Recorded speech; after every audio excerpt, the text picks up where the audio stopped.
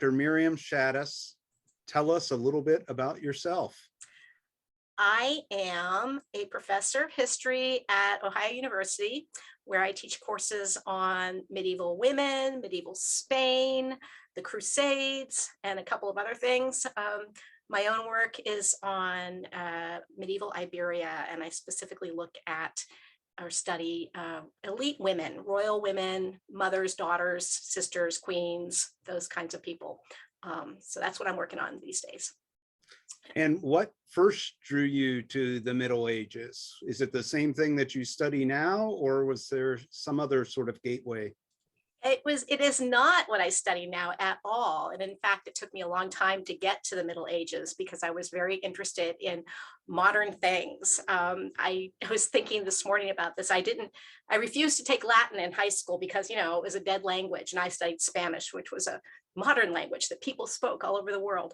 But I have always been really interested in history and in sort of what came before, where do we come from, whoever we might be.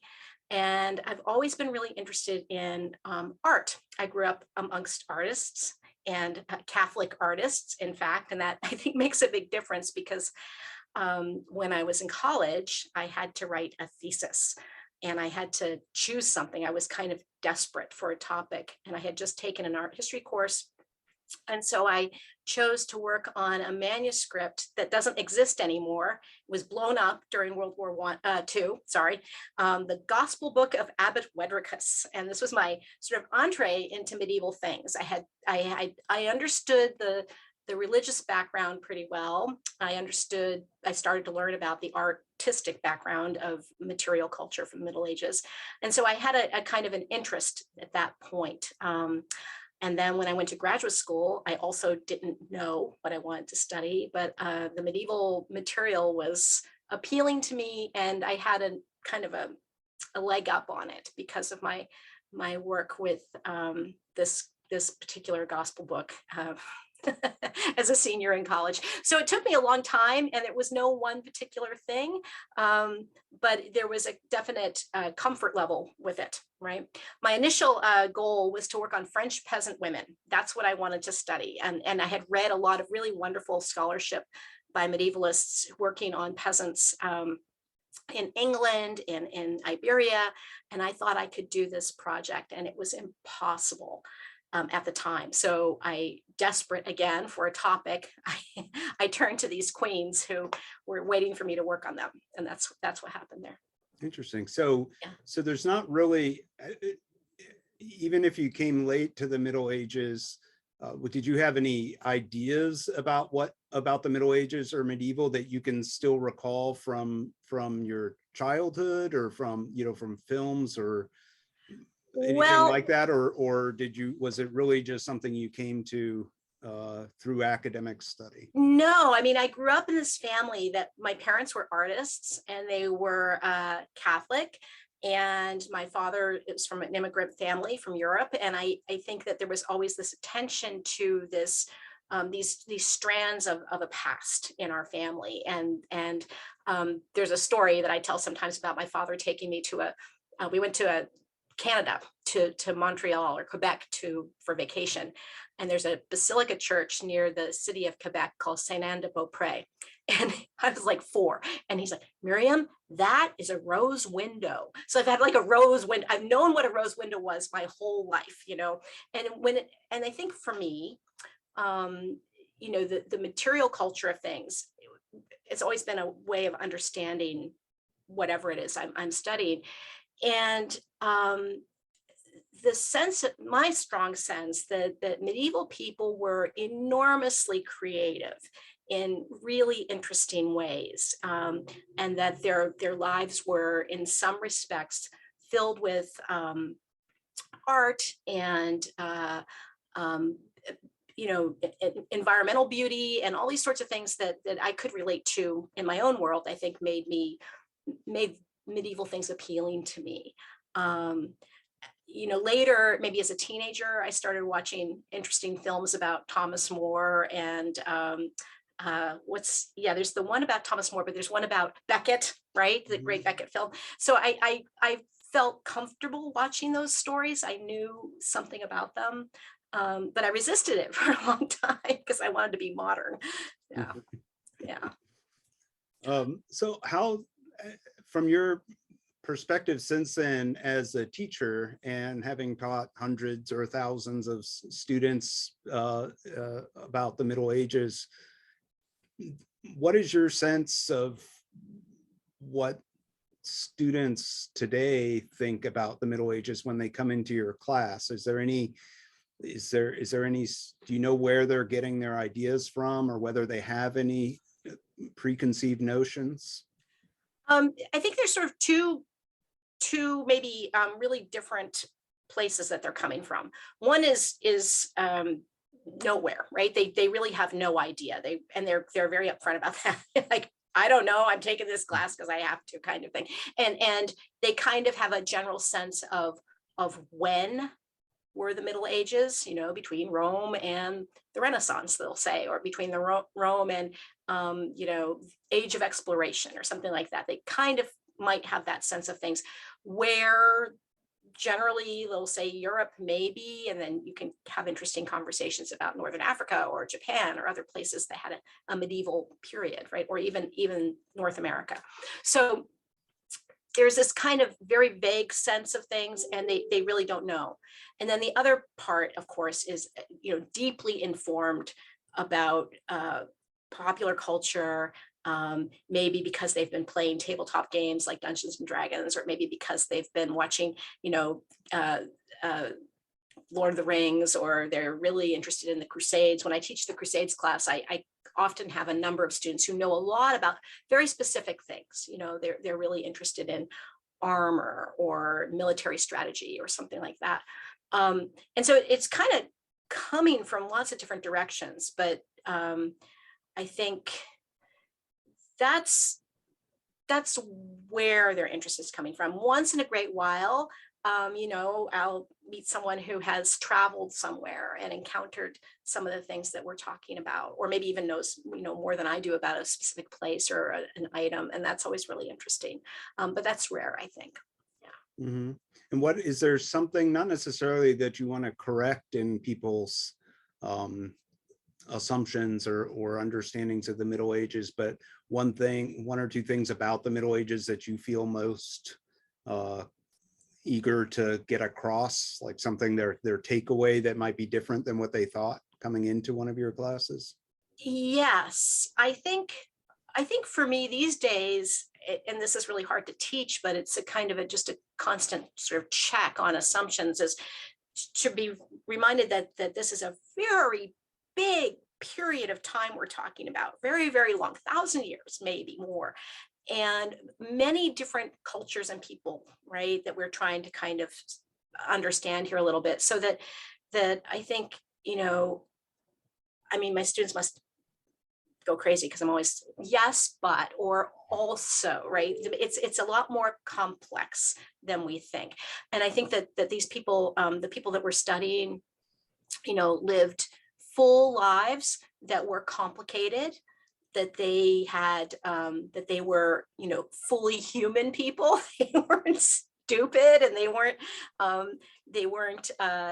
you know, they may have shared some prejudices, or they may have been ignorant of certain things, but that they had, you know, experience of the world, and that they learned material, and they did things, you know. So I don't know. I mean, I think it's really this kind of sense that I think sometimes, understandably, that people who don't know a lot about the period will want to sort of lump everything in all together. Right. Mm-hmm. So that's just the way it was back then, kind of thing. Right. And so trying to kind of unravel that a little bit for them and get them to think that maybe it was a little more complex. Yeah, that's pretty much my thing.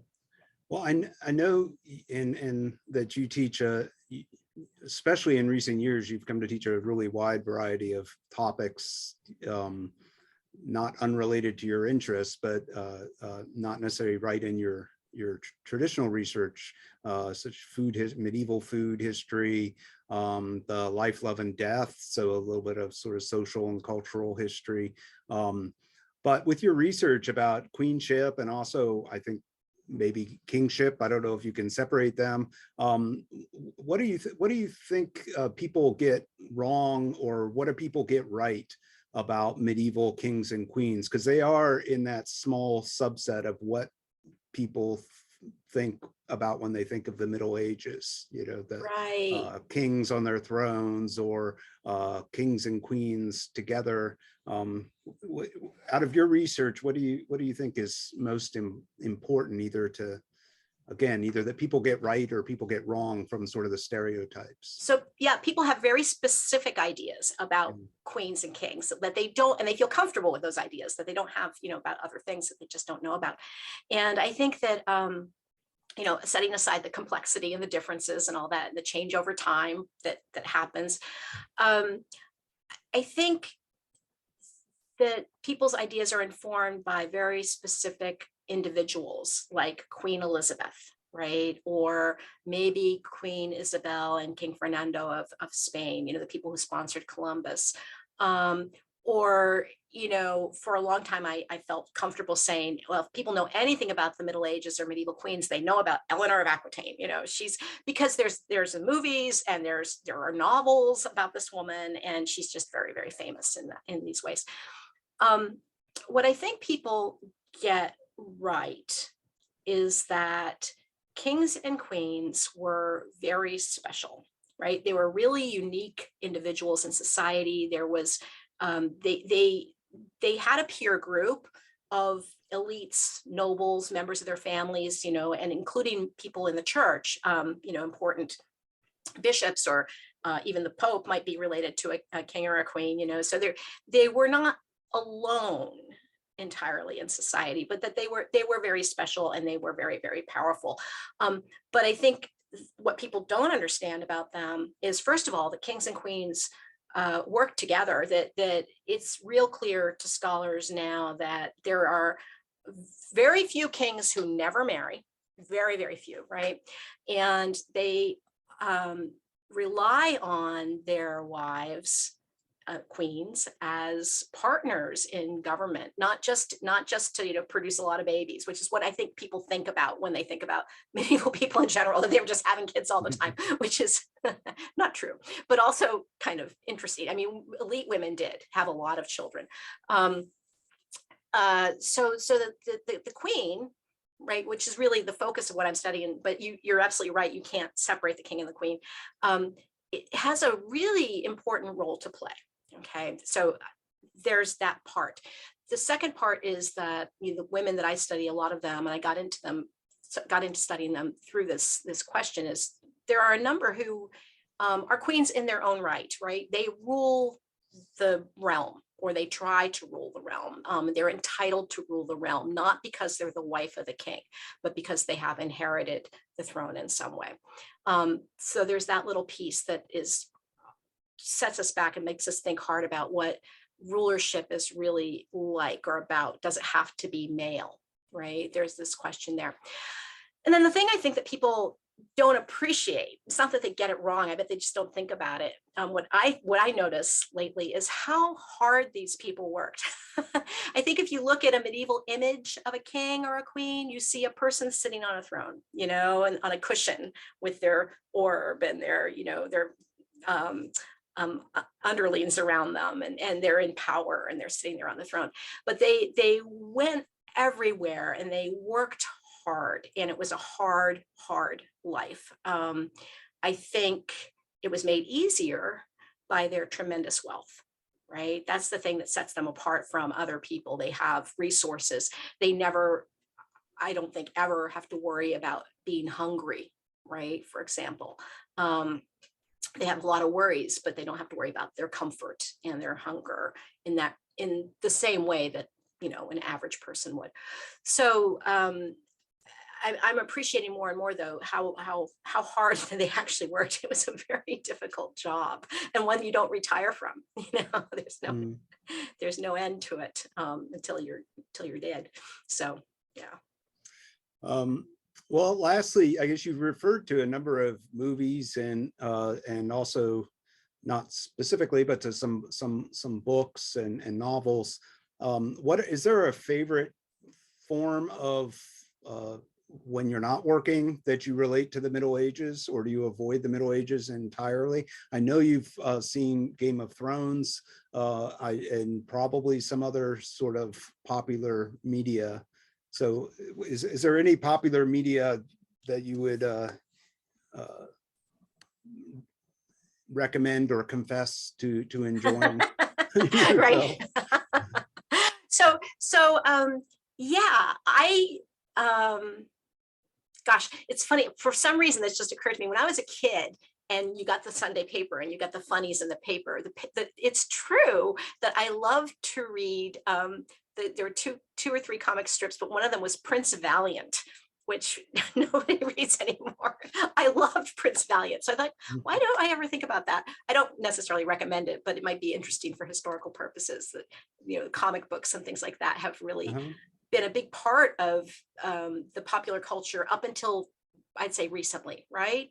I love novels, and I prefer probably to get lost in a good novel. And I recently read one that's kind of out of print now called Great Maria, which is about a noblewoman in southern Italy in the 11th century, 12th century maybe. It's kind of unclear, and by a woman named Cecilia Holland.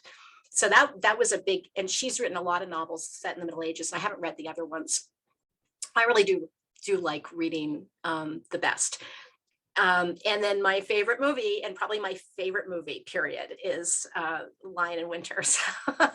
That's my favorite medieval movie. And it's really a movie about people in the 1960s trying to work out their family drama, but it's fun. And if you study at all Richard Lionheart or Henry II or Eleanor of Aquitaine, you can really enjoy the depiction of these people and their problems as they meet up for Christmas, right? So classic family scenario where everybody's come together and they've got to get along during Christmas season. So I do really enjoy that film. And an interesting thing about it that's very unlike Game of Thrones or something like that is that there's very little effort to realism, right? There's very little effort, even though Game of Thrones has dragons, and I always have to point out to my students, yeah, no dragons. I'm sorry, Scott Bruce, there are no dragons. but there's an effort to kind of have a realistic environment, right? Chainmail and gross dungeons and whatever it's going to be, violence, bloody stuff, and that's not true for Lion in Winter, I think partly because it was made in the 60s, but also partly because it's a play, right? And it has that kind of echo there. So those are what I would offer up, I think, as my examples. Well, and to one of your earlier points about kings and queens, it also makes it look like a lot of work to be a king or a queen. It's exhausting. Yeah, it looks like got to go to Rome. Where they keep the Pope. I love that line. Yeah. So yeah, it's true. Great. Well, I appreciate you taking the time to interview, and I hope some of our students find their way into some of your classes in the future. That'd be wonderful. Thank you. Thank you very much. You're welcome.